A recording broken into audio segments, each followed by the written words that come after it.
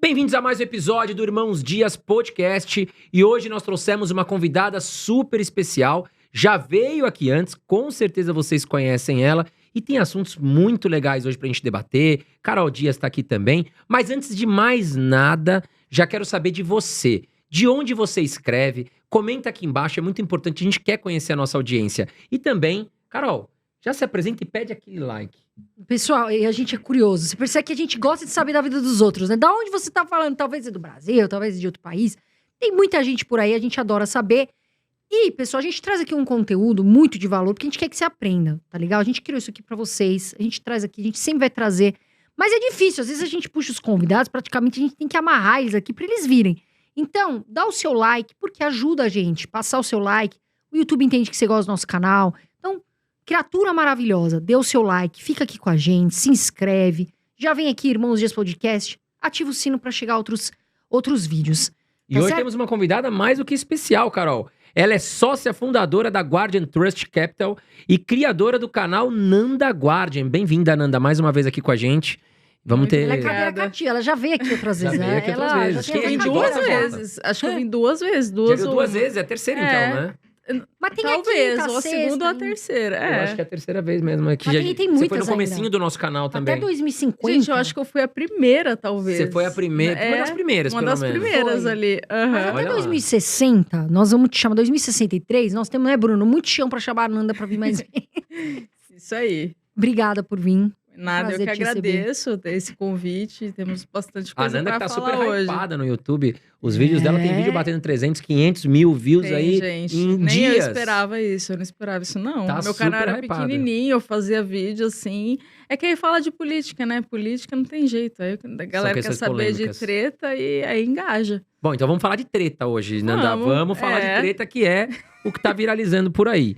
Bom, Carol, vamos lá. Começa com você. O que você quer saber? A gente tava comentando até sobre canal, né? A gente, antigamente, não sei se ainda deve falar bastante, mas você falava bastante de criptoativo.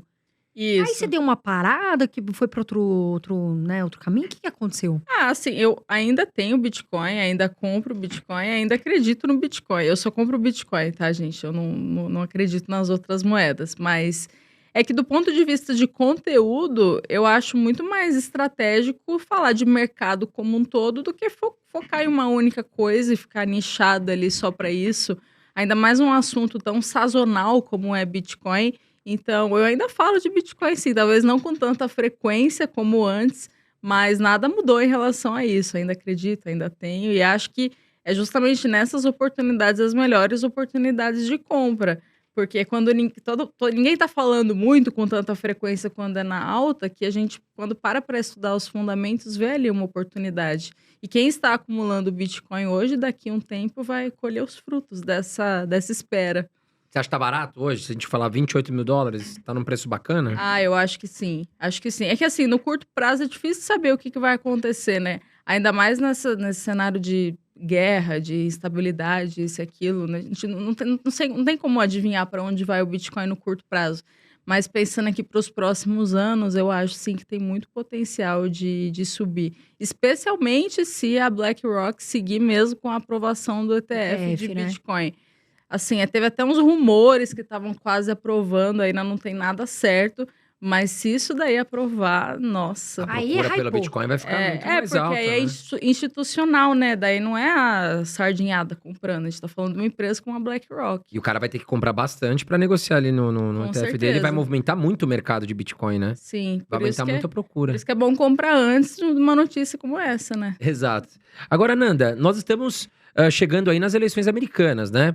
Qual é o Aham. cenário? Quais são os candidatos? O que você tá imaginando que possa acontecer nos Estados Unidos? Gente, assim, o Biden, ele tem uma rejeição hoje muito alta nos Estados Unidos. Muito em função de fatores econômicos. O custo de vida aumentou, a inflação nos Estados Unidos. Até em junho de 2022, junho do ano passado, saiu que a inflação nos Estados Unidos foi a maior registrada nos últimos 40 anos. Isso é fruto de medidas democratas, né? Então, o que eu espero? Eu acredito que vai entrar algum republicano. Não sei quem ainda, mas o nível de rejeição do Biden realmente tá muito alto. É que lá é tipo assim, a esquerda dos Estados Unidos é o democrata. e a direita, liberal para a gente aqui, porque liberal para os Estados Unidos tem uma interpretação diferente, mas a direita seria o republicano. Eu acho que por esse nível de rejeição do Biden, com certeza vai entrar um republicano. E falando dos Estados Unidos, a gente tá vendo... Eu morei na Califórnia há uns anos atrás e era bem diferente, infelizmente, do que tá acontecendo hoje. O que tá acontecendo na Califórnia? O pessoal vê esses vídeos passando. Por que tá acontecendo tudo isso? Tem um relatório que chama ICG Miami Report. E eles divulgaram em 2023 falando que por dia, em 2022, saíram 940 pessoas da Califórnia, indo para outros estados. Um desses estados é justamente a Flórida. Da Flórida eu não lembro o número de cabeça, mas eram mais de 1.000 pessoas, 1.200, se não me engano, pessoas por dia entrando na Flórida. Então tá tendo uma saída de pessoas da Califórnia indo para outros estados como Flórida e Texas.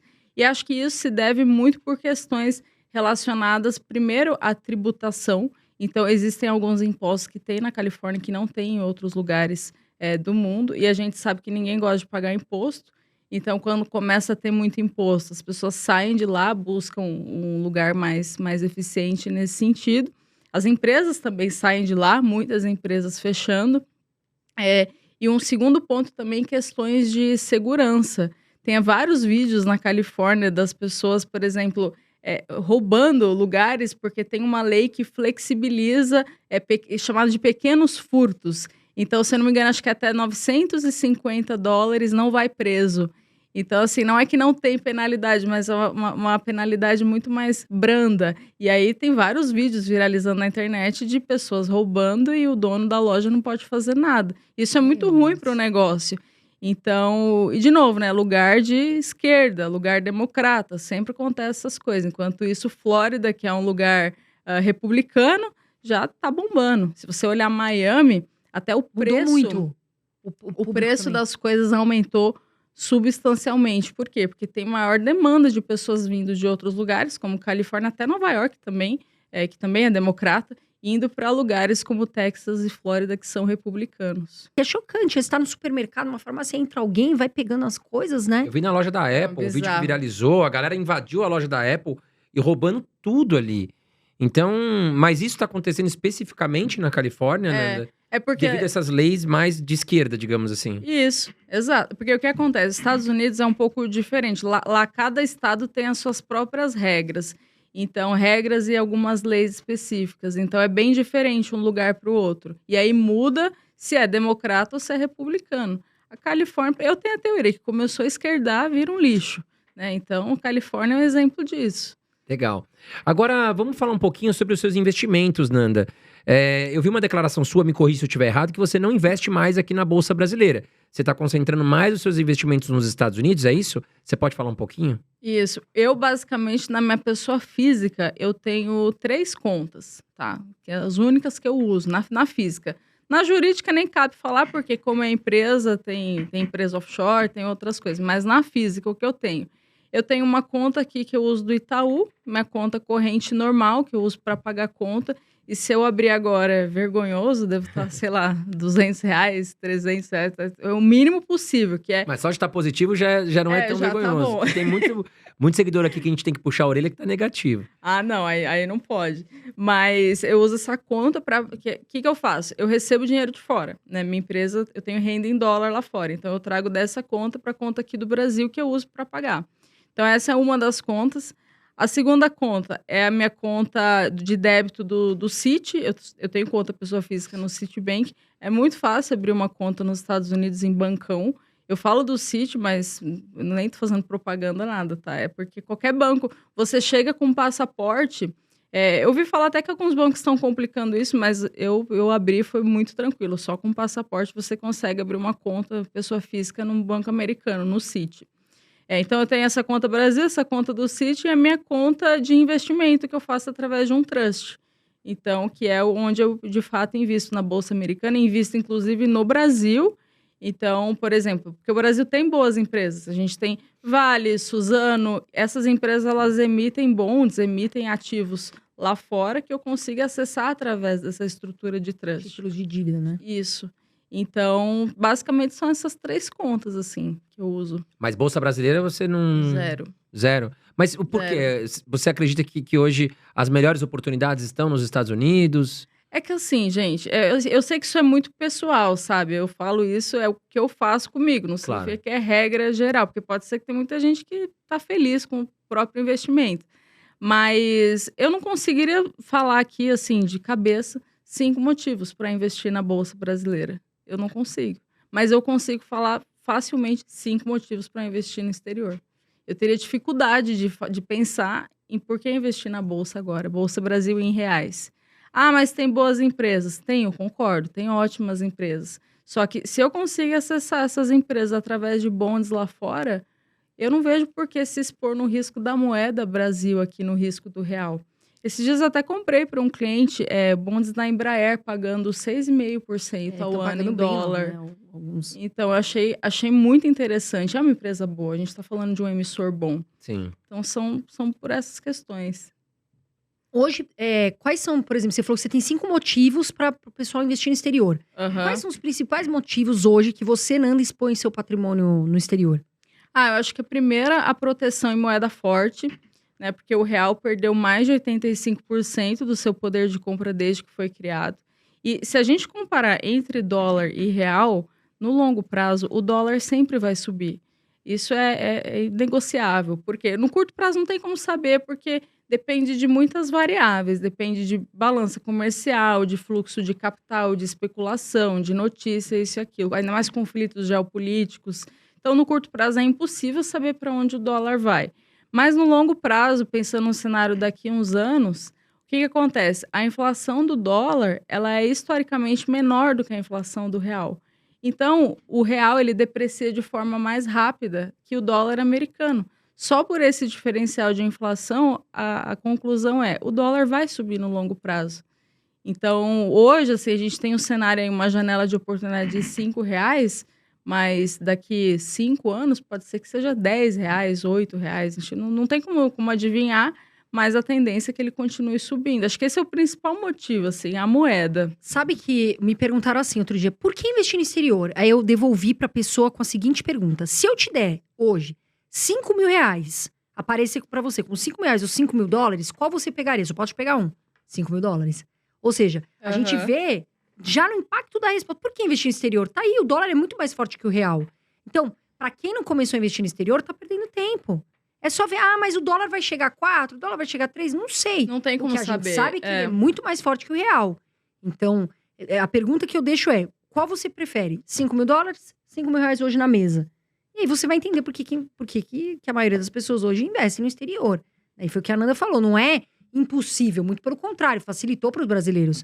Hoje a gente tem contas aqui, contas globais, que a gente pode abrir, né? Os brasileiros abrem conta, mesmo morando no Brasil, e conseguem investir no exterior em grandes empresas com pouco dinheiro. Porque o pessoal acha que é com muito dinheiro. Eu tenho que ter $1.000, $2.000, $5.000. Não.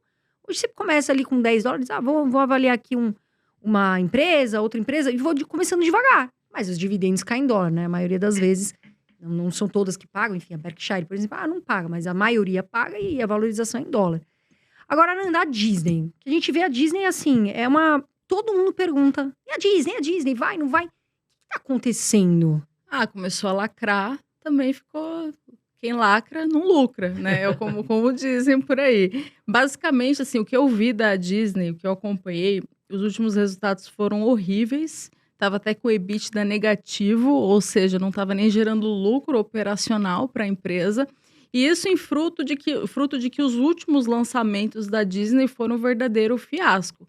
Aí vai depender dos críticos, né? Mas a minha opinião é que começou a lacrar muito, muita forçação de barra, muita lacração, muitas vezes colocando um personagem muito diferente daquele que a gente conhecia na infância. Então, acho que tudo isso contribuiu para a Disney estar nessa situação.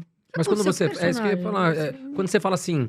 Quem lacra não lucra. O que aconteceu, assim, com a Disney? Eles começaram a entrar em questões de gênero, em questões raciais. Eu também não acompanhei muito, assim, nunca fui muito fã da Disney.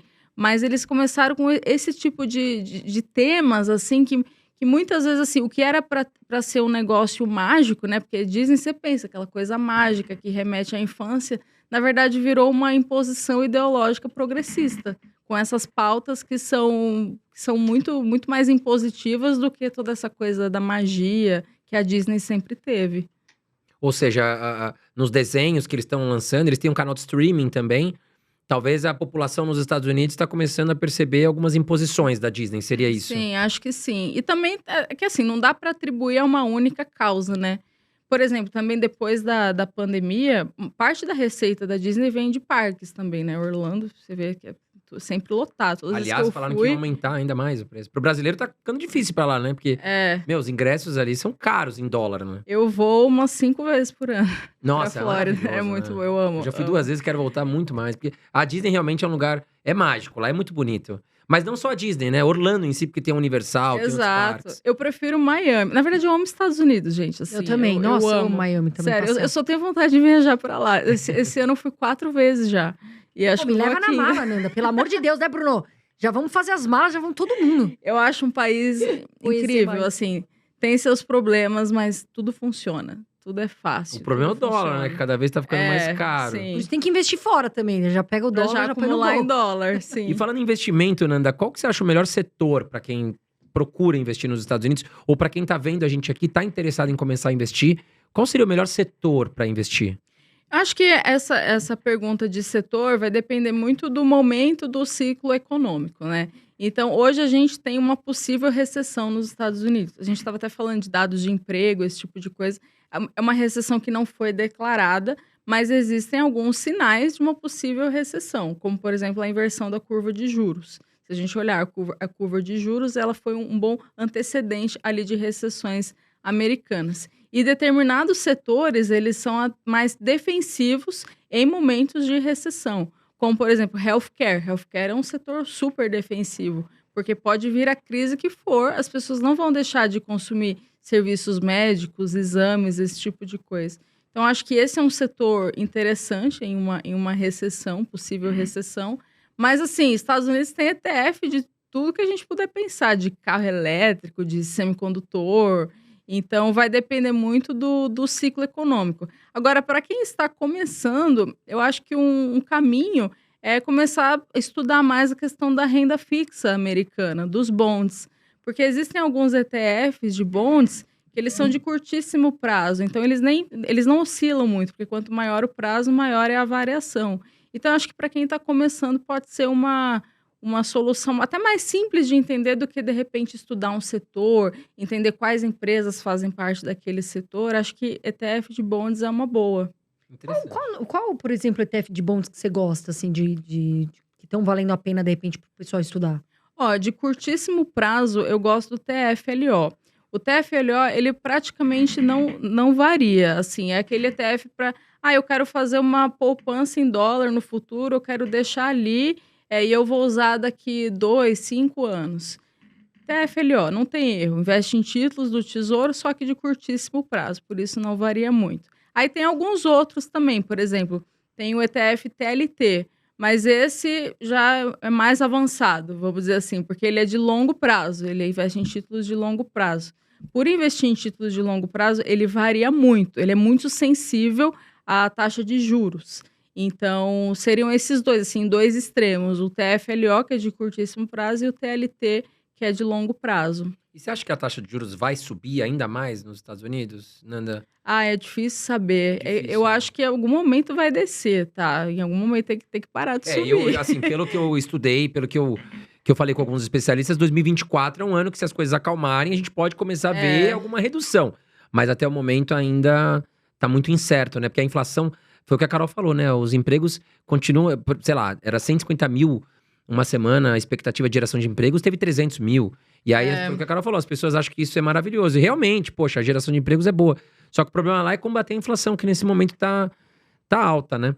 E então hoje a renda fixa americana você considera ser um bom investimento, até mesmo para quem tá aqui no Brasil. Sim, e assim, o ponto da renda fixa americana agora é também a questão do ciclo econômico. Geralmente em períodos recessivos, períodos de contração econômica, porque a gente fala de recessão, não é uma coisa para assustar. Muita gente tem medo, mas o que vai acontecer? Só que recessão, expansão econômica fazem parte do mercado. É natural esse movimento de mercado. Cabe a nós entender e se posicionar de acordo. No caso da renda fixa americana, esses bonds, o que acontece? Eles tendem a performar melhor em períodos de recessão, porque nesses momentos as pessoas preferem tomar menos risco, então migram para a renda fixa. Por isso que o que tende a acontecer é uma apreciação desses títulos. Então, a pessoa que investe em renda fixa hoje nos Estados Unidos, ela ganha nas duas pontas. Ela ganha tanto na valorização, no marcação a mercado desse título, que hoje está muito descontado, porque o preço caiu, o yield sobe, é sempre inverso, como também no pagamento do cupom ali semestral desses bons, que seria o equivalente aos dividendos. Então, a pessoa ganha nas duas pontas. Que paga muito, estão atrelados a IPCA, né? E IPCA alto lá acaba pagando mais, né? O IPCA é daqui, no caso, no Brasil. No Brasil, isso. Sim. E aí acaba ganhando mais lá. Existem diversos tipos de bonds nos Estados Unidos. Até é um mercado que é muito mais maduro do que é no Brasil. Porque no Brasil, por exemplo, o mercado de debêntures é um mercado ainda... Seria o equivalente aos bonds corporativos, né? Debênture não deixa de ser um bond corporativo. Só que é um mercado ainda muito imaturo. Nos Estados Unidos, a gente tem bonds negociados ali diariamente no mercado secundário. De empresas super sólidas, né? Com Porque aqui certeza. a gente ainda tem muita debênture de empresas que às vezes deixam ali um... Porque as Você fica com o pé incentivadas, atrás, né? as incentivadas têm mais garantia, né? Mas tem as não incentivadas que de repente paga super bem aqui no Brasil. Debênture e tal, mas de repente não é consolidado e não é seguro, e não tem FGC, né? Mas Não. qual a melhor forma de investir hoje no exterior, Nanda? Enfim, para a pessoa hoje investir? Assim, existem 3 principais formas de uma pessoa dolarizar o patrimônio.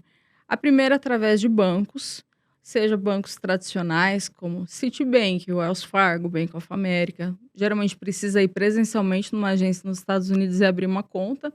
Ou então, hoje, felizmente, como o mercado internacional está muito mais democrático, existem os bancos digitais, as contas digitais. Então, a pessoa não precisa ir lá presencialmente, abre uma conta em um banco digital. Essa é a primeira forma. A segunda forma, através de corretoras. Tem N corretoras disponíveis no mercado. Avenue, Interactive Brokers, enfim. E elas geralmente têm mais opções de investimentos do que os bancos. Por quê? Porque banco é banco. O negócio de banco não é investimento. O negócio de banco é crédito. Então, também, elas fazem um papel muito importante nessa democratização, nesse acesso no mercado internacional. Só que o que acontece? A partir de $60 mil comprados em ativos e investimentos, existe um negócio nos Estados Unidos chamado Imposto sobre Herança, que é o Estate Tax. Acima de $60 mil, começa a valer uma tabela progressiva de imposto que chega de 18% até 40%. Então, acima de $60 mil, a pessoa vai ter um problema na sucessão. Então, para quem tem, por exemplo, $100 mil, $200 mil, precisa migrar para uma estrutura offshore, que é a terceira forma de dolarizar patrimônio. A estrutura offshore também tem N estruturas. Tem empresa offshore, tem via trust. Aí vai depender muito caso a caso. Mas seriam essas 3 formas de investir fora. O que é um trust? Um trust ele é um contrato, é um instrumento jurídico muito antigo. Surgiu na Inglaterra medieval, na época do feudalismo, esse tipo de coisa que a gente aprendeu na escola. Então, o trust ele é um instrumento jurídico muito antigo e que hoje ele é usado para diversas finalidades, como, por exemplo, proteção patrimonial, arquitetura aberta para você investir globalmente, questões sucessórias, principalmente para a sucessão. Ele foi criado para isso, para mim é a melhor solução que existe para a sucessão, e vantagens tributárias também, porque geralmente o trustee ele trabalha com regimes fiscais privilegiados, por exemplo, Ilhas Cayman, Malásia, Porto Rico, BVI, tem N paraísos fiscais pelo mundo. Então, a pessoa, quando ela abre um trust, quando ela institui um trust, ela vai ter esse benefício fiscal de não precisar, por exemplo, se preocupar com imposto sobre ganho de capital, não vai ter que se preocupar com pagamento de DARF, com esse tipo de coisa. Então, ela não paga imposto enquanto o recurso estiver dentro da estrutura do trust. Essa questão, porque assim, muito se falou sobre essa questão de taxação, né? Muita gente começou a falar, e agora, como fica a taxação dos investimentos no exterior, com esse governo novo? Como que tá o andamento disso? Como é que tá esse projeto? Gente, eu acho isso uma bizarrice, tá? Um negócio bizarro. É que assim, desse governo, o que que a gente espera? Taxação, porque para esse arcabouço fiscal se sustentar, é taxação infinita. Sim. De verdade, assim, eles vão tentar taxar tudo, porque qualquer pessoa que faz uma conta de matemática básica vê que esse arcabouço fiscal não se sustenta, não se segura sozinho. Então, eles vão ter que taxar, vão ter que arrecadar de alguma forma. Pode gastar, mas tem que sair de algum lugar. Exato, Imposto. alguém tem que pagar. Tem até uma frase da Thatcher que ela fala isso, que não existe essa coisa de dinheiro público. O que existe é o dinheiro dos pagadores de impostos. Então, esse dinheiro vai ter que sair de algum lugar. Então, existe essa conversa de taxar a empresa offshore, de taxar a estrutura offshore. Existe também a conversa de taxar dividendos, que não é de agora, e eu não duvido que volte. Isso daí é antigo. Mas especificamente sobre a taxação das offshores, não é a primeira vez que tentam fazer isso. Já tentaram taxar isso, se não me engano, foram 5 vezes. Faz tempo que estão tentando fazer. Em maio desse ano, eles entraram com uma medida provisória, a MP 1171, até o nome é sugestivo, 1171, tentando, abarcando todo mundo, pessoa física, empresa offshore, trust, eles queriam taxar todo mundo e acabar com o diferimento de imposto, ou seja, eles querem que o contribuinte passe a reportar anualmente o ganho que a pessoa teve na estrutura. Se antes existiu o diferimento, o governo não quer mais que exista o diferimento. Essa MP não foi para frente, aí o que eles tentaram fazer? Tentaram colocar o texto da offshore dentro da MP 1172, que era de salário mínimo, que não tinha nada a ver uma coisa com a outra, um negócio bizarro. Estão querendo pegar uma graninha de algum canto. Isso é a cara do Brasil, esse tipo de gambiarra. Para mim é uma gambiarra o que fizeram. Aí também não foi para frente. Aí agora estão tentando passar via projeto de lei. Mas assim, gente, minha opinião, tá? Eles nunca vão admitir isso. Mas por que isso nunca foi pra frente? Porque os próprios políticos têm empresa offshore. Eu ia Claro, falar isso. com Nandinha certeza. se tirou da minha... Tô pensando aqui sozinha, abri um balão, sabe? E me veio um monte de carinhas assim, pessoas. Coloca aí, quem seriam essas pessoas desse balão? Os quais a gente pensa se seriam taxadas, as offshores deles, né? Todos eles têm. Porque eu pensei, como que vai fazer com esses que têm essas offshores maiores do que qualquer uma? O próprio Eduardo Aonde estão Cunha, eles? ele até ficou famoso como Mr. Trust, que ele tinha um trust. Todos eles têm, porque não adianta. A pessoa, quando ela tem dinheiro acima de $60 mil, ela vai migrar para uma estrutura offshore e esses caras têm dinheiro. Então, eles nunca vão admitir isso. Mas eu acho que esse é o primeiro motivo do porquê que não passe, porquê que até hoje não foi aprovado. Mas pode ser que passe também do Brasil, a gente não duvida de nada. O segundo motivo que eu vejo é porque é o lobby das empresas. Porque, assim, as grandes empresas também têm estrutura fora. Se a gente pegar, por exemplo, bondes perpétuos do Banco do Brasil, do BTG Pactual, tá lá, é Grand Cayman Branch. Ou seja, de alguma forma usa Ilhas Cayman ali, não sei, como Paraíso subsidiária, fiscal, né? Usa esse paraíso fiscal para pagar menos impostos. Então, a pressão que vai ter... Então? que vai ter dessas empresas sobre o governo é muito grande. Eu acho muito difícil que isso passe. E fora também como que vão colocar isso na prática, né? Porque imagina, vai ter que depender da boa vontade do cidadão falar, me tribute, olha aqui, eu tive... tive tantos % de lucro. Vem aqui, Estado, me tribute. Quem que vai fazer isso? Isso é entregar o ouro pro bandido. Então, assim, eu não sei como que eles vão botar isso na prática. Pra mim é impraticável. Achar que ia ser de boa fé. Não, mas tem muita gente poderosa mesmo, né? Vários políticos ou várias pessoas que são... Vários políticos financiados por grandes pessoas, por empresários. Pô, os caras chegam e falam, pô, você não pode aprovar isso, cara, você vai me ferrar. Exato. Eu vou tirar o financiamento da sua campanha. Então, eles estão mexendo ali numa caixa de abelhas, né? E eu também acho que esse projeto do arcabouço fiscal, ele deixa muita margem para aumentar imposto. Não, isso aí tem que ter, assim, a pessoa tem que entender, a matemática é simples. Temos ali o arcabouço. Não, nós podemos gastar, podemos ter mais despesa, mas temos que ganhar mais para poder fazer isso. Certo, não, André Dias? Exatamente. Mas daí gasta muito, e como é que faz pra botar no cofre de novo dinheiro? Mete imposto nas costas da galera aí, não tem jeito. Isso aí é conta de somar 2 mais 2.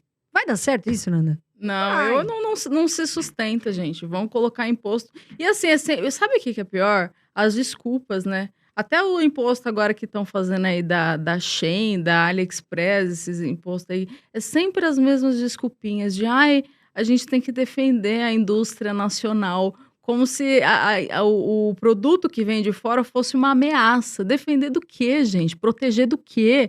Sabe? Eu não me sinto ameaçado quando eu vejo um iPhone aqui da Apple, não faz sentido isso, mas é sempre essas desculpas e tem gente defendendo mais Mas impostos. aí tem muita gente que defende. E Eu assim, acho um absurdo. e sabe o que é pior? É que cai pra quem compra essas marcas. Porque assim, tem muita gente mais de uma classe mais assim, humilde, que vai pagar muito mais imposto. Mas parece que a pessoa não enxerga. Não, Até $50 parece que tem o projeto que liberou, né? Sim. As empresas que estão Mas tem gente que compra cadastradas mais. $50. no governo, enfim. Agora, tem vários vídeos viralizando na internet de alguém que foi comprar uma câmera fotográfica que custava, sei lá, $1.500 e mais 1.500 de imposto, ou seja, estava dobrando para você importar. É. né? O Renan, nosso câmera, tá aí, Renanzinho. Ele falou, eu vou comprar uma câmera. Quando ele me mostrou, ele falou o preço e o imposto, ele falou, não dá, eu não vou comprar, não tem como. não Tá tem 6 mil. como. Sabe, não tem fim esses impostos. Não tem fim. E o pior é que cai nas pessoas que, infelizmente, mais precisam, né, Nanda? Esse que é o problema. Porque, assim, a verdade é que o rico não é burro. O rico sempre dá um jeito. Sempre vai arrumar alguma brecha, alguma coisa, alguma saída legal para isso. Porque rico vai lá e vai pagar um bom tributarista, um bom jurídico e vai encontrar um jeito. Seja fazer um trust irrevogável, seja abrir uma empresa offshore em outro lugar, vai dar um jeito de resolver a própria vida. O pobre não tem acesso a isso. O pobre não tem condição de pagar um advogado bom para resolver essa questão. Então, quem se prejudica é o pobre. Aliás, a inflação alta, na verdade, quem se prejudica mais é o pobre também, Com né? certeza. Taxa de juros alta, quem se prejudica é o pobre. Então, mas enfim, a gente vem lutando para que a educação financeira entre nas escolas. Em São Paulo, aliás, parece que o governador Tarcísio, ele já tá colocando como matéria obrigatória, né? O Bruno tá balançando a cabeça positivamente aqui, o nosso Isso é diretor. interessante. E bem Tarcísio só interessante. tá dando chute no gol. Tarcísio de Freitas colocou como matéria obrigatória educação financeira. Aliás, querendo saber de você. Você acha que educação financeira deveria ser matéria obrigatória na escola? Deixa o botãozinho de joinha aí embaixo. Ou se você também não acha, comenta aqui embaixo. Não, eu não acho, porque, enfim, dá a sua explicação. Agora, eu vi um vídeo no seu canal, Nanda, e você falou que o regime CLT ele é um atraso para o nosso país. Por que você tem essa opinião? Por várias questões. A primeira questão é a rigidez no modelo trabalhista. Então, essa história de... Vou dar o meu exemplo pessoal, tá? Quando eu era CLT, eu fui CLT, tinha essa palhaçada de... só pode trabalhar 8 horas por dia. Tá, mas e se eu quisesse trabalhar 10? Eu sou nova, eu não tenho filho, e se eu quisesse trabalhar 10? Eu tinha que ficar pedindo bênção pro meu chefe para trabalhar mais, porque o modelo, ele enrijecia, ele trazia essa rigidez, engessava, exato. Aí, às vezes, eu não podia trabalhar mais porque a empresa não estava pagando hora extra, por exemplo. Então, o primeiro motivo é essa rigidez na relação trabalhista. Segundo motivo é a dificuldade de contratação. O fato de ser CLT faz com que o custo de contratação seja muito elevado. Seja elevado, inclusive, para o empregador. O empregador ele tem que fazer essa conta. Não é só pagar direto para o funcionário. Ele também tem todos os encargos ali. Somar tudo ali na ponta. Exato. E o terceiro motivo é que esse dinheiro todo não chega, o valor final não chega para o trabalhador. Por isso que muitas pessoas preferem não trabalhar como CLT. Porque o quanto que vai descontar ali de imposto é um negócio absurdo. Eu lembro a primeira vez que eu recebi ali, é olerite que chama, né? Você vai vendo uns descontos ali, eu né? falei, eu não fiz compra nesse lugar. Que é isso daí? Eu trabalhava na televisão, pegava lá o olerite, menos não sei o que, menos não sei o que. Ela falava, E não chega. Por isso que muita gente prefere trabalhar, às vezes, de forma informal, ou então ganhar por hora. Por exemplo, nos Estados Unidos é assim, nos Estados Unidos é por hora. O que para mim faz muito mais sentido. Você ganha por hora, trabalhou mais, ganha mais. É meritocrático. Capitalismo e opressão. E aqui tem gente que bate às 8 horas e já tá saindo correndo, praticamente. Né? Eu acho Nossa, isso absurdo. Vai correndo. Não, absurdo. Isso aí não tem como. Mas nos Estados Unidos tem algum limite de horário que você tem que trabalhar? Não sabe dizer, Nanda? Olha, lá varia muito de estado para estado, tá? Assim, eu não conheço, sendo bem sincero, algum limite de horário, assim, mas todo mundo que eu conheço que trabalha lá, eu vou bastante pra lá, até gente ilegal que mora lá, enfim, é sempre por hora. E aí tem lugares que pagam mais, lugares que pagam menos, mas é sempre por hora. Por isso E que aí muita todo mundo gente quer ir pra lá. Muita gente fala, mas lá nos Estados Unidos o trabalhador ele não tem uma proteção. Aqui no Brasil você tem fundo de garantia, você tem o INSS e tal. Você já viu aquele meme? Qual? Meme. É um meme de um cara dos Estados Unidos, ele pulando o muro pro Brasil. E falando assim: vou trabalhar no Brasil, lá eu estou protegido pela CLT. Gente, isso não acontece na prática. A gente não vê americano querendo trabalhar no Brasil porque aqui ele tem direitos trabalhistas.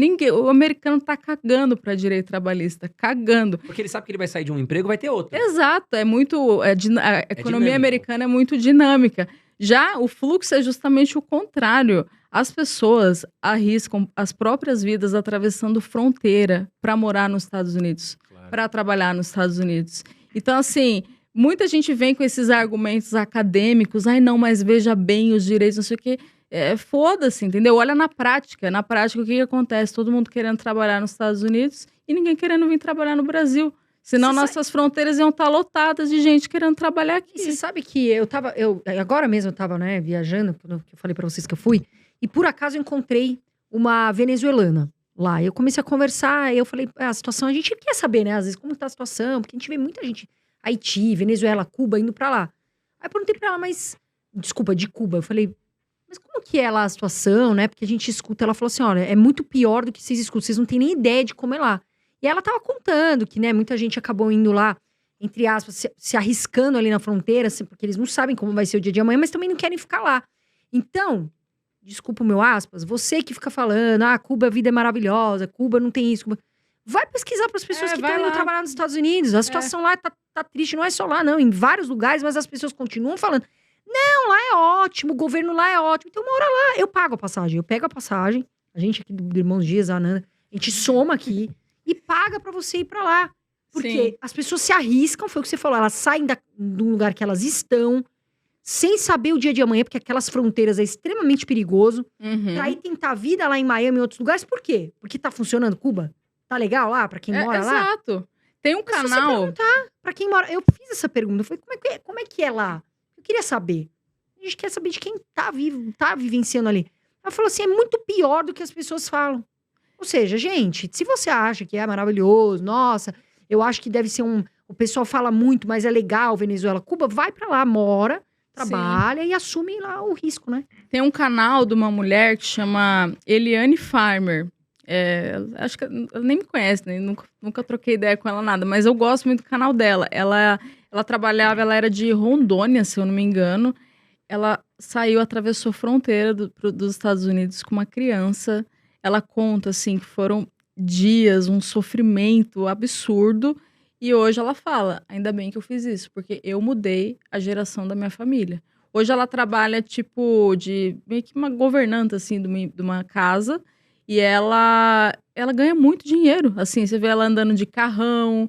Porque é isso, porque o acesso nos Estados Unidos é muito fácil. Então, esse é um exemplo. Um outro exemplo também, esses dias eu fui para Miami, eu fui fazer minha unha. A manicure de iPhone, Apple Watch. Fala, cara, quando que isso vai acontecer no Brasil? Não tem. Aqui, iPhone no Brasil é item de luxo. Nos Estados Unidos, uma manicure, ela contando a história dela, que ela é russa, que ela foi para os Estados Unidos. Então, o acesso é muito mais fácil. Por isso que todo mundo quer ir para lá. E eu acho que o empresário tem muito mais coragem de gerar emprego, abrir novas empresas lá, né, Nanda? Porque não tem tanta burocracia, tanto engessamento, tanta burocracia. A gente passou um momento aqui que o empresário ele tinha medo de abrir uma empresa, dar empregos no regime CLT, porque a qualquer momento o funcionário saía, botava ele no pau, processava, e aí ele perdia, enfim. Até acho que teve uma certa evolução com essa questão de que você não pode processar a empresa sem um bom motivo, porque se você perder, você vai ter que pagar o custo do processo. Só que parece que já tem aí pessoas em Brasília querendo voltar ao que era antes, né? Inclusive, a gente teve toda essa polêmica, sindicatos voltando a ter taxas obrigatórias. Lá nos Estados Unidos é bem diferente, né? Não, lá as leis trabalhistas, não é que não tem lei trabalhista, mas são muito mais flexíveis. Não tem esse tipo de obrigação. E fora o ambiente de negócios também, que é muito mais favorável. Aqui no Brasil tudo é difícil, tudo é burocrático. Aqui no Brasil tem cartório, gente. Tem coisa mais bizarra que cartório. O que cartório produz de bem para a humanidade? Nada. Produz burocracia, papel. O que produz ali de serviço, de produto, de alguma coisa útil? Nada. E olha o quanto cartório tem. Nossa, eu passo na frente de um cartório e fico com raiva. Imagina explicar isso para Tem muita um coisa, né? americano. Não Tem em dá. todo lugar cartório, que tem muito, né? É, Agora, a gente tava falando de iPhone. O iPhone é muito caro aqui no Brasil. Por que é Sim. tão caro? são 2 motivos principais. O primeiro motivo é a desvalorização do real, que é o que a gente estava até falando, da importância de você dolarizar patrimônio, porque o real ele perde seu poder de compra mais rápido.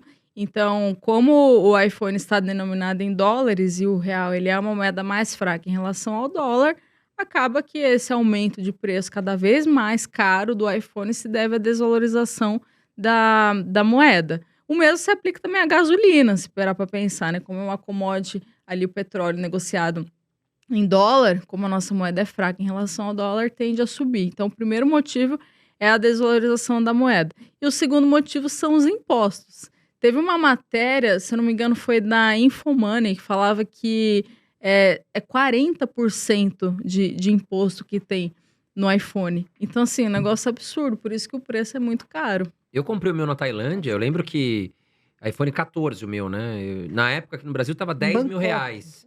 E eu paguei lá na faixa de, convertendo para 5 mil reais. Então, assim, cara, o que tinha de brasileiro na Tailândia correndo atrás de iPhone, na Apple oficial já nem tinha. Você tinha que encomendar antes de chegar. Tipo assim, demorava 15 dias para chegar. Tinha as outras lojas ali que também eram autorizadas e ali você conseguia encontrar.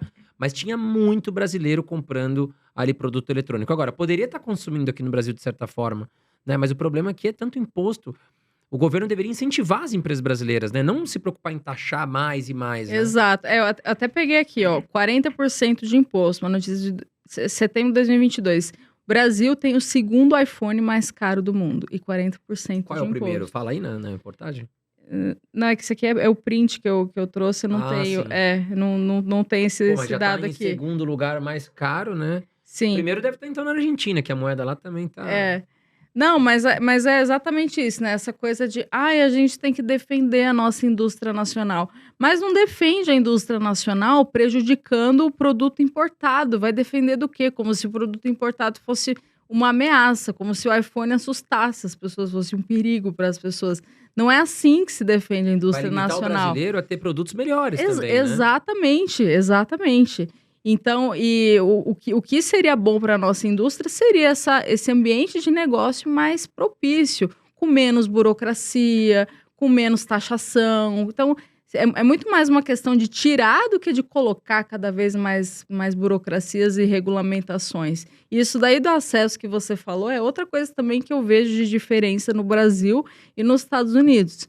Você vai num Walmart nos Estados Unidos, gente, eu fico assim, em choque de tanta opção que tem. Parece um shopping, né? Tipo assim, você vai comprar leite, tem N tipos de leite, é uma variedade. A farmácia lá é uma... Você anda lá, tem Walgreens, tudo, eu né? amo Walgreens, sério, você entra no Já tô Walgreens. vendo a Nanda com a sacolinha lotada de Walgreens coisa. é uma A maravilha. mulher vai lá e já leva aquela... Tem tanto produto de como é creme, não É sei o que lá. muito. Não, e lá tem melatonina também. Lá eu tomo melatonina Nossa, pra eu dormir. preciso disso urgente, né? Gente, não, eu tomo toda noite, é muito bom. E lá, olha só, no Brasil tem uma regra que é 0,21 miligramas. Nos Estados Unidos você acha 10 miligramas. Putz, Tipo, você é toma em muito... alta. E vende assim no É mercado, muita opressão. E No o preço Walgreens, na também, né? farmácia. E o preço Não, é muito mais em conta Até do que aqui que, no Brasil. se comparar proporcionalmente a miligramas, seria assim. Mas em termos de opção mesmo, você tem opção de tudo, você encontra tudo. Isso é incrível. Isso Com qualidade, com rapidez ali também, tudo funciona, né, Nanda? Sim, eu falo, até falei no vídeo, eu sou uma cadelinha do capitalismo. Porque não tem como você não ficar encantado com esse tipo de coisa. Mas Por mesmo isso que quem todo fale mundo quer. que odeia o capitalismo, vive o capitalismo. Com certeza. Muita gente que vários fala coisa aí, exemplos. tem vários famosos, não vou citar nomes aqui porque eu sou processado, mas enfim, tem muita gente famosa aí que fala que vive, que é contra o capitalismo, Mas tá lá de iPhonezinho. tá andando num jatinho próprio. Exato. Não, faz o seguinte, quem são os famosos que falam isso? Nós não vamos falar aqui nomes, que a gente também não é tonto, que nossos advogados também, eles têm um advogado grande.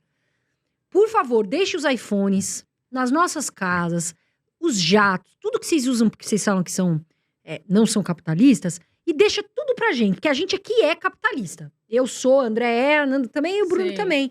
Então a gente pega esses bens desses famosos, traz pra nós aqui, tá de acordo, André e Nanda, Com tudo de certeza. acordo? E vamos pensar o que nós vamos fazer. A gente vai fazer uma vaquinha, vender pro pessoal. Para com essa hipocrisia, meu Deus do céu. Eu não sou capitalista, criatura. Você vive do dinheiro do capitalista, você vive do dinheiro dos outros, você tem o seu jato, você tem, não sei o que. Tem problema você ter. Eu também adoraria ter, eu não tenho jato. Já eu incluo aqui, por enquanto não tenho. Mas se eu tiver um dia, eu vou falar que tenho e que vivo do capitalismo. Se você Nanda? tivesse jato, acho que você tava fazendo um caixa 2 na empresa. Já ia ficar preocupado aqui. Porque nós somos sócios e eu não tenho jato. Se eu tivesse jato, eu ia falar. Mas assim, é uma hipocrisia do tamanho de um planeta. Porque a pessoa fala, não sou capitalista. Mas É. vive do quê, então? Geralmente é playboy, né? Sustentado pelos pais. Ou então recebe uma mamatinha do Estado. As faculdades. Você não tá preocupada, Nanda, com as faculdades aqui no Brasil? Gente, eu fiz USP, eu não tenho... Estão fazendo lavagem cerebral nos alunos. Mas aí você não acha que a culpa é dos professores que estão doutrinando os alunos ali a seguir um caminho diferente? Porque, você vai nas faculdades, cara, eu tô impressionado. Bom, muitos deles nem começaram a trabalhar, né? Nem começaram a pegar ali no pesado, ter que pagar conta mesmo. Foi o que você falou, vários deles às vezes são até filho de ricos, são playboys. playboy. Aham. E estão ali, cara, defendendo uma tese de que a esquerda tá certa e que tem que ser daquele jeito. Eu sou contra os ricos. Sabe o que Você não acha? acontece? Mas você não acha que você que veio de escola... fez faculdade pública, Fiz. USP, né? Fiz USP. Aqui em São Paulo. E não Na tua falo época com era mais... assim, não? É que eu fiz engenharia, né? A engenharia é menos lacração do que humanas, né? Humanas, filosofia. Meu Deus. Nossa, mas assim, eu, por exemplo, eu só falo com 2 pessoas da faculdade. Eu fui cancelada por Sério? todos Porque os no seu meus canal você- ex-amigos de esquerda. Meu Deus, eu já falo de cá. Eu sou uma pessoa autêntica, o André também e a Nanda também. Eu tenho um tremendo negócio no meu coração quando eu vejo os estudantes das faculdades públicas, que eles se juntam nos grupinhos e eles nunca trabalharam. Vocês nunca fizeram nada, igual o André falou. Daí eles se juntam nos grupinhos na frente da faculdade e eles não querem ouvir ninguém. Se você tiver uma opinião contra eles, a ideologia deles, você tá fora. Você já expulsa. Eles falam tanto em aceitar as pessoas, mas eles não aceitam opiniões diferentes. E eles se juntam, não trabalham, fica com balde, sei lá, vassoura fazendo... Vai limpar uma casa, né? O Bruno já falou logo, pega essa vassoura, esse rodo, vai limpar, vai ganhar dinheiro, limpa uma casa e já ganha R$100. Porque virou um negócio lacração isso daí. Não, mas isso é muito comum, assim. Eu fiz USP, tem muito playboy. Filhinho de papai mesmo, que o papaizinho tá lá dando dinheiro, que a pessoa não precisa trabalhar. Às vezes vai trabalhar só no 6º ano da faculdade, aí você pega esses marmanjos, uma pessoa, um adulto e não trabalha, mas... Mas eles ficam fazendo o quê? Ficam lá dentro da faculdade, trocando ideia e tal, fazendo... Vamos protestar e tal. querendo salvar a humanidade, né? Não Mas de onde que trabalha. vem esse pensamento, Nanda? Porque às vezes não vem de dentro de casa. E muitas pessoas falam que os professores ali estão meio que criando uma eu doutrina não na sei. cabeça dos alunos. Eu não sei exatamente de onde que vem. Acho que todo o ambiente é propício a isso. Toda vez que tem uma mamatinha ali do Estado, tem alguém pessoal quer defendendo mamar, né? isso. Agora, Exato. Nanda, qual é a visão dos americanos? Você que esteve lá 4 vezes esse ano, ficou lá um bom tempo. Qual a visão dos americanos frente ao Brasil e ao brasileiro em si? É até uma visão bem ignorante na minha opinião. Aliás, o americano médio, ele é um ser humano muito medíocre. Ele só conhece a própria história, só conhece a história dos Estados Unidos. Tem muitos americanos que acham que o Brasil é um fazendão, uma índio. selva. É nesse Ainda nível. nessa linha, mesmo com a tem. tecnologia que a gente tem, com a informação que a gente tem? Tem o americano, porque assim, o americano em geral, ele teve muita facilidade na vida, ele não precisou se esforçar muito. Então ele tem essa visão, né? E assim, como em termos de mercado financeiro, o Brasil, ele é visto como um mercado de risco e um mercado emergente, ou seja, um mercado altamente dependente de commodities. Em resumo, um fazendão. Essa é a verdade. Porque assim, o Brasil não exporta, não produz produtos de alto valor agregado, de tecnologia. Indústria a gente não tem muito assim Não mesmo. tem, eu até brinco do computador positivo, né? Todo mundo defende a indústria nacional, mas ninguém quer comprar o computador positivo, que é horrível. Então, Nem essa galera da faculdade aí. usa lá iPhone, esse tipo de coisa. Então, o americano enxerga dessa forma, como um mercado que ele vai muito bem quando o ciclo de commodities vai bem. E ele tende a ir mal quando o ciclo de commodities vai mal. Tanto que no governo Lula teve muita sorte nisso. Porque ele pegou o boom das commodities. Só que aí tem muito ignorante também no Brasil que acha que a vida dele mudou porque foi o papaizinho Lula. Mas, na verdade, não entende que toda a conjuntura macroeconômica ali estava muito favorável para o mercado emergente como o Brasil. E ele pegou o Brasil arrumado também, né? Porque o Fernando Henrique deixou ali conseguiu deixar a casa bacana, né? Pelo menos é a opinião que eu tenho, né? Sim, mas o boom das commodities realmente ajudou muito o Brasil nesse sentido. E se tiver outro boom de commodities, vai ajudar. E qual é a visão do Lula frente ao americano? O que eles falam? Porque assim, o Lula ele teve preso, agora voltou a ser presidente. Você chegou a comentar? Você ouviu as pessoas falarem alguma coisa? Assim, nos Estados Unidos não, mas eu estive na Suíça, né? E eu percebo que a Europa também está esquerdando muito, né? E assim, na Suíça, logo que estava nas eleições, porque eu casei em outubro e fui de lua de mel em outubro, logo na época das eleições. E assim, as Fugiu pessoas... do barulho aqui. Fugiu pra bem longe. Não, tá certo. Não vale a pena ficar discutindo essas coisas. Mas aí, o negócio da Suíça, eu tava falando com uma portuguesa e a visão que ela tinha era que o Lula era muito bom. Assim, eu já ouvi muito português. Tipo, por quê? Mas eu acho que é todo um trabalho da mídia que faz, né? Assim, a informação que chega lá é que o Lula realmente é muito bom. Sabe, infelizmente, eu vi isso. O pessoal chega pra gente e fala assim: qual a posição de vocês pra falar de governo tal A, B, C agora? Agora, já foi. Nós aqui temos um trabalho de educação financeira. A gente fala de economia, mas a gente também tem que falar de política. É isso que às vezes não fica claro para as pessoas. Então, nós falamos de política e economia. Lá atrás, nós demos a nossa opinião, respeitando e falando o que a gente achava que estaria certo. Não é o que o povo quer. Agora o povo voltou, escolheu. Não adianta cobrar a gente. Eu, André, Nanda, já foi.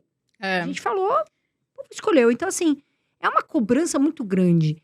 E eu percebo isso também na Europa. Eu fui agora para a Grécia, pessoal também, muita gente de lá, falando só de esquerda, protegendo e criticando literalmente o capitalismo, né? A Europa tá esquerdando, gente.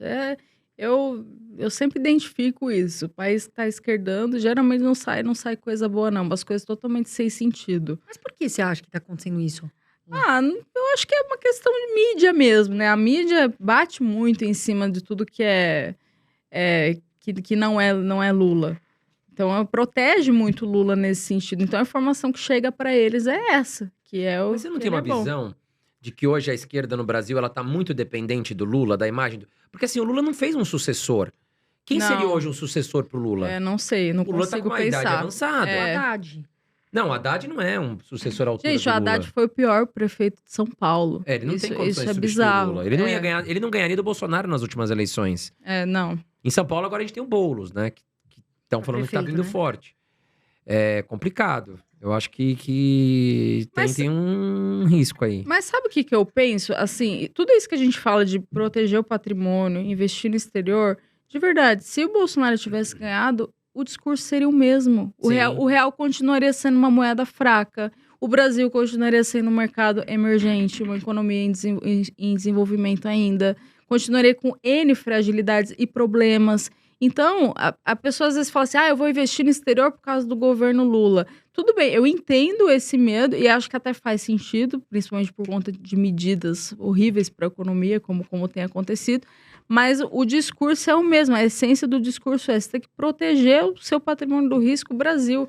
Porque não tem coisa pior do que você ficar preocupado com o que vai acontecer. Mas e se o político fizer tal coisa, mas isso e aquilo? Não faz sentido. Deixa o patrimônio lá em dólar, tá protegido, tá tudo certo. Até porque o Lula não governa sozinho, nem o Lula nem o Bolsonaro. Depende de uma Câmara, né?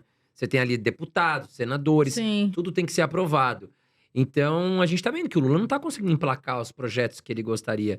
Aliás, eu percebo no Lula uma visão de que, assim, ele falou muito, eu quero gastar com social, quero gastar... E aí, quando ele chegou, ele viu que não dá pra fazer isso. Porque a Câmara não vai aprovar. Nós tinha um teto de gastos, agora tem um arcabouço fiscal, mas ele viu que não dá. Só para as viagens dele. Tanto é que a Petrobras, as ações da Petrobras né, quando o Lula ganhou, elas desabaram. Já voltaram a subir.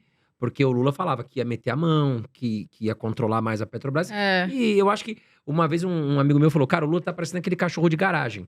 Que só fica latindo, mas não consegue morder ninguém. E eu sinto isso. Mas saindo um pouco de... Quer dizer, não vamos sair um pouco de política, vamos falar de uma polêmica que você postou, Nanda, lá no seu canal, e que foi, assim, viralizou muito. Que você fala sobre como conquistar mulheres que não são de esquerda. O que seria isso? Até a foto da Thumb é bem chamativa. Depois você vai lá no canal Nanda Guardian e vai ver a foto que ela postou lá, a Thumb, enfim. Então, como conquistar é um tema que muita gente quer saber. Como conquistar mulheres que não são da esquerda com Nanda? Por favor, fale isso para os nossos telespectadores. Assim, tem um passo a passo, tá? Se seguir esse passo a passo, dá certo. Pega a dica aí, a visão, hein? O primeiro passo é identificar o comuna, ou a comuna no caso. Não é difícil identificar um comuna. Você vê... Agora que entendi comuna. Comuna. Comuna, esquerdista é comuna, é tudo comuna.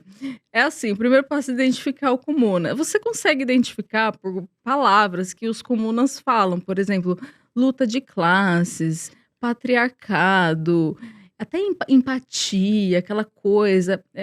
Papo de comuna, entendeu? Então, identificou o comuna, você já sabe que não é o caminho a seguir, se você não quer um comuna. Beleza, então esse é o primeiro passo.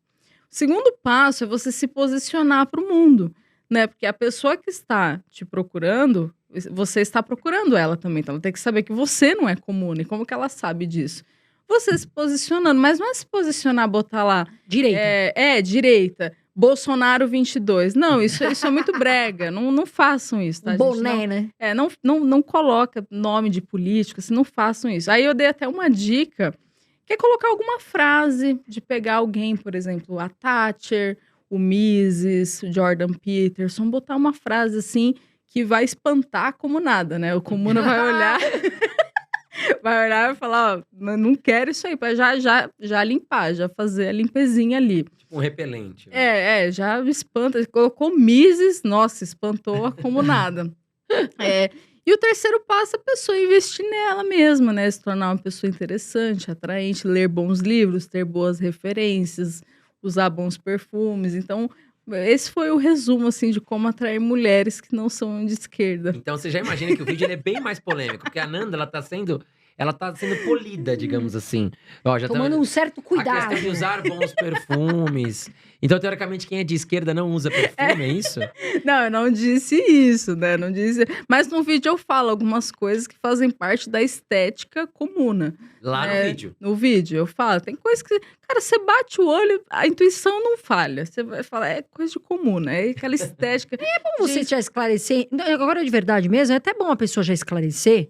Se ela, de repente, acredita na direita, se ela é aquela pessoa que tem esse viés, porque, de repente, ela já não vai... Tem muita conexão. A pessoa que ela bota ali, mas é porque ela quer mostrar a conexão dela, que às vezes não bate muito com a da pessoa que é da esquerda, né? São ideias diferentes. Gente, eu vou falar... Por exemplo, eu tô no Winner. Eu vou contar aqui pra vocês aqui no podcast. Primeira mão. Em primeira mão, esse corte aqui vale ouro.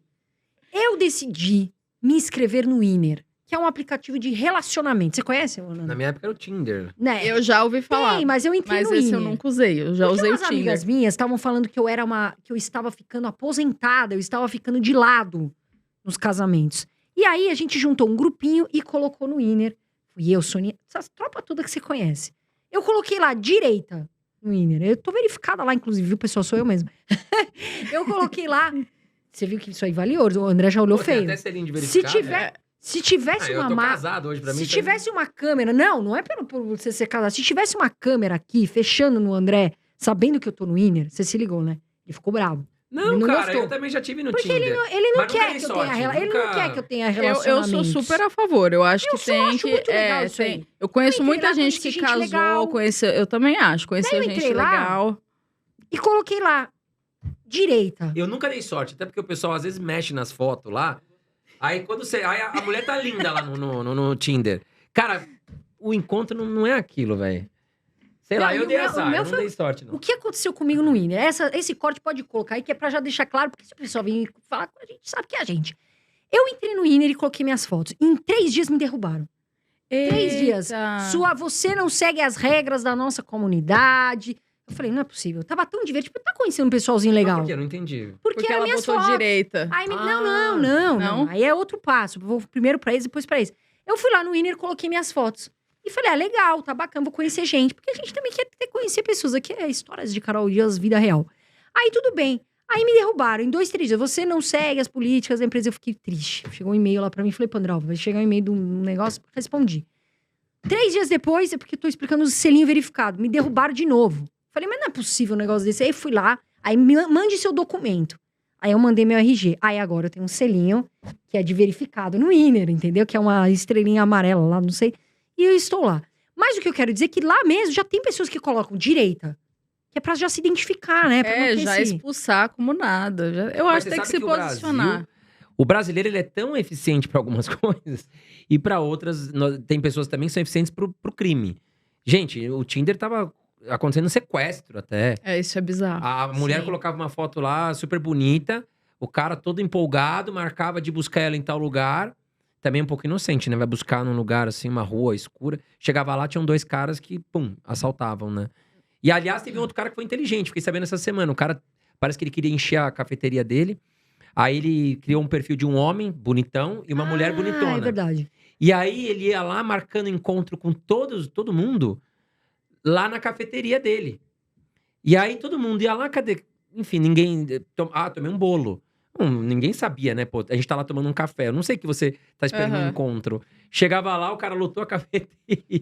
Você ouviu essa, né, Bruno? Esse é capitalista, esse aí é capitalista, hein? Esse é empreendedor, hein? Esse usou pra algo positivo. Mas, ô Nanda, uma coisa, algo que tá acontecendo aqui no Brasil que não é nada feliz, digamos assim. A gente viu muito, não sei se você tá acompanhando a questão da 1, 2, 3 milhas, que, enfim, tá aí sendo investigada por pirâmide. Os CEOs também já esconderam dinheiro por aí. Nós vimos também Americanas com um roubo de 40 bilhões. Como que você analisa esses acontecimentos? Assim, o caso das Americanas, até onde eu vi, não tem ninguém preso. Não tem. O que é um absurdo. Porque, assim, mostra o nível de fragilidade do Brasil nesse sentido. Porque vai fazer algum tipo de gracinha, que nem O medo dos esse, empresários lá. nos Estados Unidos. Prova coisa- disso é o Madoff, lá, aquele cara lá das pirâmides, que ele pegou 150 anos Então, de prisão. tem lei séria, né? Estados Unidos não é gracinha, assim, de que qualquer um pode tudo. Não, gente, o Brasil é bizarro. Por isso que a gente fala em insegurança jurídica, porque acontece esse tipo de coisa e não acontece nada com o responsável. E provavelmente não vai acontecer, porque vão pagar advogado, porque vão defender isso e aquilo. Então, eu vejo de uma forma muito negativa isso, né? Que quem roubou, quem foi desonesto, se é que aconteceu isso, né? Porque eu acho que foi, mas tem que ver o andamento do processo, tem que pagar por isso. Mas no Brasil, a gente vive esse nível de impunidade, né? Acontece as coisas e não tem a quem recorrer. Mas e como é que fica essa situação agora da 1, 2, 3 milhas? A galera vai... 1, 2, 3 milhas, eu não sei se você aqui... Pode comentar com a gente, já fiz comprei uma passagem, enfim. Tem muita gente que acabou se dando mal. O pessoal vai receber, na sua opinião, esse dinheiro? Vai ter um fim? Ou prejuízo e tem que assumir? Como é que vai ser isso? Olha, eu tenho até uma menina que trabalha lá com a gente no escritório que ela comprou e até onde eu sei não vai receber. Não sei se vai Esse entrar barato sai caro, né? Eu vou de executiva, vou comprar pela 1, 2, 3 milhas. Teve muita gente que falou, eu vou comprar uma passagem de executiva mais barata. Puta, chega lá a pessoa com a mochila, não tem a passagem. Mas sabe o que eu acho que é isso também? A gente viveu uma época de juros baixos aqui no Brasil, né? Se pegar, sei lá, 2021, principalmente. Sim. Então, 2020 e 2021, claro, muito por conta de pandemia, mas o problema dos juros baixos, vamos dizer assim, muito baixo, que chegou a 2%, é que existe uma má alocação de recursos. Então, as pessoas acabam se endividando, fazendo projetos, porque o dinheiro está muito barato. E aí, quando esses juros voltam a subir, que é o que aconteceu recentemente, esses projetos não se sustentam e aí começa essa quebradeira generalizada. Então, eu acho que isso que aconteceu da 1, 2, 3 milhas também tem relação com esse período de juros baixo que gera aquela euforia, aquela pessoas captando novos projetos, empresas captando novos projetos, mas muitas vezes esses projetos não param em pé. E aí, quando o juro sobe, aí mostra milha realmente... tá caro, né, gente? Tá muito caro viajar de milha. Você vai ver hoje uma viagem... Antigamente até que dá pra gente fazer uma viagem, de você juntar para o exterior, uma perna e tal. Hoje em dia não dá. 200 mil milhas pra você fazer uma viagem. Não, tá caro mesmo. Agora, uma outra empresa que era muito falada também, é Urbi, se eu não me engano, né? Que você comprava, por exemplo, viagem pra Maldivas por R$2.000. Mas só que você iria daqui 2 anos, por exemplo. E também esse negócio eu nunca entendi como é que se sustentou, sabe? Você comprava uma passagem, uma viagem, digamos, pra daqui 2, 3 anos. E aí eu pensava, poxa, mas como é que você vai pra Cancún com R$2.000? Enfim, é um negócio que... E agora tá se mostrando com muitos problemas. Muitas pessoas tendo as viagens canceladas. Sim. Enfim, até, não sei, seguidores que tiveram aí, comentem se é isso mesmo ou não, se vocês fizeram e deu tudo certo. Mas a impressão que eu tenho é que é um negócio que a conta não fecha, né? E a 1, 2, 3 milhas talvez foi por esse caminho também. Foi, e também assim, o que eu percebi do caso da 1, 2, 3 milhas, eles investiram muito em propaganda. Um negócio absurdo, Você assim. anda ali tinham vários famosos. Você anda ali naquela... Como Congonhas. chama ali dentro do avião, ali, o portão, né? Aquela Você parte que vai terminal. pro avião. No terminal, tinha muita Muita. propaganda, né? E Americanas também, né? Não tem a ver, assim, vamos falar, são diferentes setores, mas a Americanas também tinha muita propaganda, né? Americanas agora... O grande problema da Americanas, que eu fico preocupado, é com quem dependia da Americanas como fornecedor, até mesmo como os funcionários. Como é que vai ficar tudo isso, né? Será que o governo vai entrar, vai tentar ajudar? Porque tem muita gente que depende, né? Não, isso daí a gente vai ter que acompanhar os próximos capítulos, mas não é uma coisa boa, de E o fato. varejo americano, você gosta, Nanda? Assim, lá, por exemplo, a Costco eu acho que é uma empresa fantástica, né? Tá no segmento de varejo. Varejo, assim, ligado a essa área, digamos. Eu acho que tem algumas empresas. Eu não gosto muito do setor em geral, não só Brasil como fora também. É muito sensível à taxa de juros, é sensível a esse tipo de governança mesmo das empresas, se acontece alguma coisa, muito, muito sensível. Então, não é um setor que eu gosto muito. Mas, claro, tem empresas boas, como qualquer outro setor. Nos Estados Unidos, até esses dias, eu comprei para um cliente bonds da Macy's, nos Estados Unidos, que é uma puta... Vestuário, né? Eles vendem tudo, assim. Eu fui... Maquiagem, tudo. Você passava Tudo, assim, é um quarteirão. É gigantesco, assim, Eu nem entro. Macy's. Vai que dá problema, gasta todo o dinheiro lá, nem entro. E aí, estavam pagando até que bem, assim, os bonds. Então, mas é uma ou outra que eu acho que ali faz sentido. Porque, no geral, não é um setor muito interessante. Eu não acho muito interessante porque é muito arriscado, né? Muitas empresas, historicamente, quebram. E essa mesma dinâmica dos juros, que eu falei aqui do Brasil, 2, 3 milhas, esse tipo de coisa, também aconteceu nos Estados Unidos. Tanto que a gente teve bancos quebrando. O Silicon Valley Bank, por exemplo, quebrou. E pela mesma razão. Época de juros baixo. Aí, quando o Fed decidiu aumentar, tudo, né? não tem como. Só vai sacar o dinheiro. Aí o banco quebrou. Então, tem até uma teoria, né? A teoria austríaca dos ciclos econômicos. Os austríacos previram isso há muito tempo, que assim, os períodos de juros baixos, eles geralmente são responsáveis pelas crises econômicas, porque é quando as empresas e as pessoas acabam se endividando mais e adquirindo projetos que não se sustentam. E aí, quando vem a inflação, quando o Banco Central precisa subir os juros de novo, o que acontece? Uma quebradeira. Exato. Então, e é isso que aconteceu lá fora, que acontece aqui, que acontece em todo lugar. E agora, diante disso que a gente tá falando, né? Essa questão de juros e tudo. Qual a expectativa que você tem, Nanda, aqui para o Brasil, para a nossa taxa de juros? Como fica? Porque a gente tá vendo o cenário... Estão querendo diminuir na marretada, né? Tá tendo uma pressão muito grande no Banco Central para isso. Eu vi um vídeo...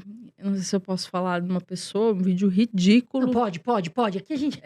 Aquele porta aberta. Não, aqui não é uma pessoa, é uma empresária, né? Eu falo, um vídeo ridículo, cobrando o Campos Neto para baixar a taxa de juros. Sabemos quem é. Sabemos. Cara, que negócio bizarro, assim. Ninguém abaixa a taxa de juros porque... faz aqui, é no amor, por favor, no amor. Você tem que ter um motivo para isso, né? Então... A inflação ainda tá apertando a gente, né? Pois é, e assim, estão querendo abaixar os juros na marretada, mas eu não acho que isso é uma coisa... Modificar artificialmente esses juros, ainda mais de forma forçada, não é uma coisa boa pro Brasil. Mas aí você acha que tende a cair mais ou você acha que pode ser que ele fale, não, vou segurar um pouquinho aqui? Vai depender de como que a inflação responde. Não tem muito como a gente saber. Vai depender de como que estão outros mundo, setores, né? o mundo. Porque, por exemplo, o conflito agora que a gente tá vendo de Israel e Hamas, teoricamente poderia pressionar o preço do petróleo. Não está acontecendo, né? O petróleo chegou a subir na semana, mas depois voltou a recuar. Mas a gente tá acontecendo tanta coisa no mundo que também afeta a nossa inflação aqui. Então, Infelizmente, o mundo todo. os porque combustíveis começa aqui no a Brasil. entrar, né? A realidade é que a Petrobras está subsidiando combustível hoje no Brasil. Porque ela não está vendendo no patamar que ela deveria vender o combustível hoje, né? No preço, não tá seguindo mais, né? Eu acho que a Petrobras tá vendendo a 10% abaixo do que deveria estar Nossa, vendendo. isso é um problema Isso é um grande problema para a empresa. totalmente. Né? Porque assim, até o Taleb fala isso, né? De você ter que deixar o sistema com a própria incerteza, com os problemas e absorver esses problemas. Porque se você priva um sistema de volatilidade, quando estourar, o negócio, a merda vem gigantesca. E é muito isso que está acontecendo na Petrobras. Vamos forçar ali o preço, não vamos seguir o que está internacional, vamos seguir o que a gente acha. Uma hora a conta não vai fechar. Uma hora a conta não fecha. E aí, como que fica? E lembra da Petrobras em 2015, 2016? Que quase quebrou. Que a gente foi uma das empresas mais endividadas do mundo. Agora, até para finalizar, Nanda, quem é a sua referência hoje no mundo dos investidores? Você citou o Taleb, mas quem é a sua referência, assim, que você fala, esse é o cara, eu gostei muito de aprender ou de ler um livro dele? Eu acho que nunca parei pra pensar nisso, mas acho que o meu autor preferido é o Taleb mesmo. Taleb, bacana. Eu sou uma grande fã dele, das ideias de antifragilidade, porque não é só para investimentos, é para a vida mesmo, né? O Taleb, porque qual que é o conceito do antifrágil? É você pegar uma coisa que é ruim e sair melhor depois de passar por essa coisa. Por exemplo, musculação, academia. Ele dá esse exemplo no livro. Quando você treina, você está machucando o seu músculo. Só que você sai melhor dele. Você sai mais forte, você sai mais bonito, você sai com melhor. Então, essa é a definição de antifragilidade. E acho que tudo na vida tem um propósito, assim. Mesmo nos momentos, mesmo quando a gente acha que tá... relacionamentos, né? Exato. Que a gente tá na merda, depois que você passa e fala, puta, mas eu aprendi com aquela situação. Então, o conceito de antifragilidade, ele é muito nesse sentido. E ele também, junto com... Aí ele explica no livro, né? O livro é desse tamanho, o antifrágil. Ele é bem grandão. Ele fala que como que você se torna antifrágil? Através da opcionalidade. É você ter opção. Você nunca depender de uma única coisa. E nos investimentos, isso faz muito sentido. Como que você é antifrágil nos investimentos? Tendo a diversificação. Não colocando todos os seus investimentos no Brasil. Não colocando tudo numa única coisa. Diversificando. Então, assim, é um autor que ele mistura tanto conceito de economia, de filosofia, de vida, que eu sou uma grande fã do Taleb. Apesar dele ter criticado muito o Bitcoin, né, tá fazendo um tempo isso. Até hoje eu não entendi o porquê, porque ele era um defensor do Bitcoin, depois passou a criticar. Mas o Taleb dos livros é muito bom. Legal, Nanda. Bom, onde as pessoas podem te achar? Como, né, contratar sua empresa também? Agora é a hora de você fazer aquele merchan. Bom, WhatsApp. Bom, minhas redes são Nanda Guardian, pode achar em qualquer Instagram, Nanda Guardian, YouTube também, Nanda Guardian. Se quiser contratar os serviços da nossa empresa, só entrar no Instagram, @Guardian Trust Capital, e mandar um inbox pra gente. A gente trabalha com todo e qualquer tipo de solução internacional. Então, a parte de empresa offshore, de trust, investimentos no exterior, seguro, saúde internacional, tudo isso a gente trabalha. A gente já estamos de olho. O André já deve ter umas offshores escondidas. Aliás, você falou algo que é bastante importante. Seguro para viajar também. Porque se depender de contratar algum serviço de saúde fora do Brasil, Meu Deus. é uma fortuna, É muito né? caro. O lance do seguro saúde, por que eu fiz, tá? Porque eu quero ter um filho em Miami. Eu tô abrindo isso aqui pro pessoal, mas eu quero que ele nasça americano. Eu não tô grávida, tá, gente? Até porque o seguro você tem que contratar antes de engravidar. Mas eu quero que meu filho nasça americano quando eu pensar em ter filhos, né? Quero livrá-lo dessa expiação de ser brasileiro, que não é fácil ser brasileiro. E aí, o que acontece? É até que tranquilo, assim, você ter filho lá, ele nascer americano. Tem até um médico que faz isso, que é o Ser Mamãe em Miami, que eu já procurei. Só que se você tem algum tipo de complicação e vai parar numa UTI, por exemplo, é muito caro. É muito caro. Então você tem que ter um seguro, porque o seguro cobre isso. E aí é nesse ponto que entra o seguro-saúde. Você faz antes de engravidar, né? Tem que ser 1 ano antes, tem uma carência do seguro. E aí, se tiver alguma complicação, você tá Mas tá eu não tranquilo. sabia que existia isso, ser mamãe em Miami. Olha que, É um que médico. coisa de doido. Ó, até pra vocês chamarem ele aqui, dependendo se ele estiver no Brasil. Que Porque legal. é uma Sim. coisa... Meu, o cara foi visionário Vai ter nisso. muita gente aqui, né, pensando, vai pesquisar agora. Como é que eu posso ter meu filho em Miami e tal? É, só tem que fazer o seguro antes, tá, gente? Aí Aí, ó, fala já com a vamos falar gente aqui primeiro. da Nanda, né? Vai pra um, mas tem que ter o outro. Aqui é o pacote, viu, pessoal? Aqui Não adianta venda comprar de um ingresso pacote. pra Disney lá, fica lá nos últimos 3 meses escondido e não dá certo. Você vai ficar foragido. Gente, mais um episódio aqui do Irmãos Dias Podcast. Nanda, muito obrigado. Eu que agradeço, gente. Sempre muito bom Quando vai falar ser com a Terceira vez que próxima? você veio com a gente. Daqui Gente, só marcar. 15 dias, né? Vou marcar. Por mim, já deixa marcado. Sempre muito bom falar com vocês. Legal, Muito Nanda, bom. muito obrigado. E bom, da minha parte, um grande abraço pra você. Obrigado por estar aqui com a gente mais uma vez. Não esquece de apertar o botãozinho de curtir, porque ajuda a gente a manter esse De canal graça, criatura. gratuito pra você. E já aproveita, vem aqui em cima, se inscreve. Também ative todas as notificações pra que você não perca nada aqui do canal Irmãos Dias Podcast. Minhas criaturas maravilhosas, o like, que a gente vai ficar muito feliz. Nanda, quero te agradecer. Você tá ficando mais rica mesmo, porque você tá... A Nanda, cada vez que ela vem aqui, ela vem mais chique. Então eu acho que esse negócio tá dando bom mesmo, viu, gente? Quero agradecer vocês. A gente traz aqui pra vocês, pessoal. Isso aqui não é meu, não é do André, não é nosso aqui, é de vocês também. E já comenta aqui embaixo também o seguinte: você já investe no exterior? Você quer saber mais sobre o exterior? Comenta aqui embaixo com a gente tá aqui para trazer todas as respostas. Todas não, mas a maioria a gente vai tentar trazer. Tá certo, meus amores? Da minha parte, eu sempre falo, voa Brasil, fiquem com Deus. Um beijão e vou deixar a Nanda se despedir. Muito obrigada, pessoal, por terem assistido até aqui. Obrigada, André. Obrigada, Carol. Sempre um prazer estar aqui com vocês. E até a próxima. Por mim, a gente já marca já Até a a próxima. Já estamos vendo a agenda aqui, né, Bruno? Beijo, pessoal.